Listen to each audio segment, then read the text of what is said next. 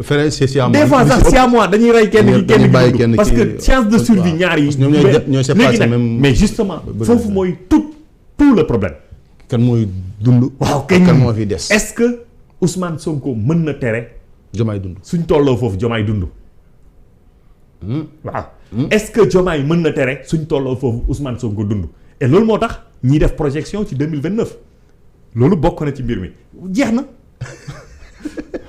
maintenant président bon chaque jour day am question bu ñëw que aujourd'hui coalition Diomaye ni ñu gisee Mimi Touré par exemple di ñuy dem di recevoir ay maires yoo xam ne ñi Alliance de la République lañ bokkoon ci ay xibaar yi ñuy jot ay ñoo xam ne dañoo àndul woon ak ñoom nekkul waa coalition Diomaye kese bi nga xam ne ñoo formé woon mais dañu dem di jël yeneen nit ñeneen ñoo xam ne ñu nekkoon ci opposition bi alors loolu ñu jàpp ne tam Diomaye warul nekk un président bi nga xam ne jógee ci Pastef ba pare ñëw di dooleel boppam ci ay transhumants loolu du xam nga refléter éthique bi nga xam ne moom lañ xamee woon Diomaye. xam nga dama bëre wax ne. fii ma ne leen. oui.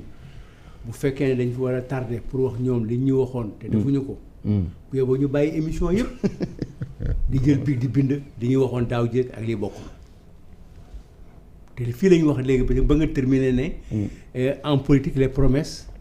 nangaas ko si quoi du loolu wax. waaw xam nga loolu bu ñu ko waxee ba pare dañuy jàpp ne loolu njàng la boo xam ne tëdd na tegu na boppam loolu kenn dootu ko werante. ok est-ce que nous sommes d'accord sur là. donc maintenant mënuloo jëm ci lii amul benn président boo xam ne ci situation bi andi woo uti woo ay nit. amul en 1962 c'était comme ça hein. Senghor dans son discours. nee na dafay transformer les comités du parti socialiste dañ leen di transformer en xawma lan de maanaam ñu nekk ay pratiquement armée politique bi am na. oui. Senghor est un humanisme. bi ñuy ñëw 62 fii di ñuy ñëw. am na ñu indiwaale ay fit. bi ñuy ñëw fii. population yi di ñëw à Dakar. mais am na ñu yore ay fit ñu yore ay fetal ñu yore ay béjjën c'est comme on a fait bi ñuy dàq Lamine Gueye à Bignona mais avec Abdou Diouf c'est moins mais Abdou Diouf a eu s'entourer à des gens dans son propre parti et par la loi. Surtout à s'attaquer à la vieille garde du parti socialiste. nee nañu sax créé loolu moo tax. créé ko donc ku nekk da ngay ut sa arme de combat Abdoulaye te ay nit d'abord dans l'opposition elle en a cherché parce que Abdoulaye dafa mel ni wóoruma dafa mel ni ci sama pratique. c'est lui qui a eu des renforcements en matière d'élection à partir des coalitions.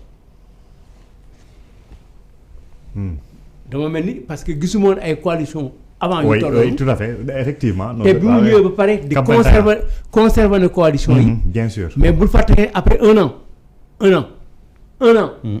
crise am na dans le gouvernement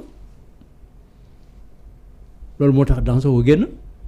oui parce que dañ doon demander que Abdoulaye balaa muy jël décision yi mu jël ko en consulter. ga mu ne non man lañu fat man maay rendre compte man la ñuy sanctionner à des élections mais politiquement on a fait des appels.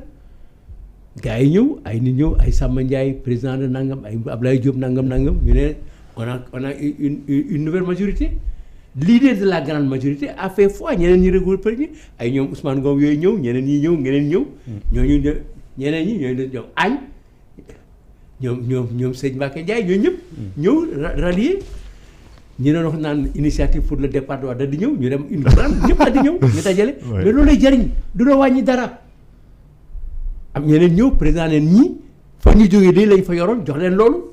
ñu accepté leen en point de vue politique ñu mëne ko. il est généreux. ah non mais parce que li nga soxla la mënuloo yow président de la République. bëgg nekk di xuloo di xeex di nekk ci rajo di miti ba pare yore réew mi ci conditions yi ñu ko ñëwee en 2012. Afrique nekk dans une situation un peu très compliquée ñetti chef d'état siif ko l'Union africaine doxatul ainsi de suite réew mi toll fi mu toll nga ñëw mu bëgg indi xuloo mu ñëw laaj ko ma ne yow am naa xaalis boo xam ne du jeetu xaaj man kay li may jaaxal mooy kan laa koy jox faire confiance au pays faire confiance aux gens attaquer ñu dem liggéey mais président dafa war a am ay nit maintenant est-ce que moom moo koy utal boppam mais du ko uti am na ñu ko utal. tey de mi ko koy wutal dafa mel. ma ne tey de mi Aminata Touré daa mel ne moo ko koy wutal. mais c'est normal wax naa la ne sànq gis nga ñaari équipe bu ñuy football. bu fekkee ne yow sa attaque équipe bële dafa am benn waay bu défensif boo xam ne bii moom bal du fa romb lu nar a jóge ci défense jàll bu mu enrayé attaque adverse bi da ngay uti ko mel ni moom wala déet. waaw moo tax ñoom ku nekk da nga indi sa xeexkat Mareetu et sa wetu la. Mareetu et sa wetu xamuloo ko. benn texte la bu nekk ci Mamadou Ibn Tah. dañuy jógee marché ku nekk ci seen yor Sénégal ñu taxaw di xeex ba ñoom ñaari seen yàpp xaj bi lekk ko dem c'est Daves. exemple bu am solo la bon mu ngi noonu donc ñu ñëw suñu beneen sujet ñu wax si wàllu justice alors wàllu justice dañuy wax à la sortie du président de l'Union des magistrats du Sénégal Cheikh Ba alors sortie bi nag président li tax mu def ko mooy seetlu bi mu seetlu attaques yi nga xam ne dañu koy def la magistrature et que moom si li mu jàpp mooy aujourd'hui nit ñi xamuñu ñoom li ñuy dund si wàllu insuffisance si wàllu personnel si ñàkk moyen et que politique bi nga xam ne itam état daf ko deful jëmale ko si wàllu infrastructure si wàllu ay prison alors aujourd'hui cette sortie là itam ñu bëri gis nañ ne ñu jàpp ne li ko waral mooy itam sortie bi nga xam ne premier ministre def na ko defaat ko ba ñoom sax li ñu wax mooy bind nañ le président de la République pour en tout cas waxuñ nag lan la ko bind mais nee nañ rek bind nañ le président de la République et que aujourd'hui il faut que attaques yi ñu ne attaque dañ mais aujourd'hui président seetlu bi mooy ñi nekk ci pouvoir bi ñoom ñooy attaquer la magistrature moom sa rappelé na que ku toog fii nee nañ leen def la pression pour ñu liggéey alors que ñoom li ñu yor ci ay dossiers c'est vraiment énorme pour simplement 546 magistrats. waaw xam nga magistrature. attekat bi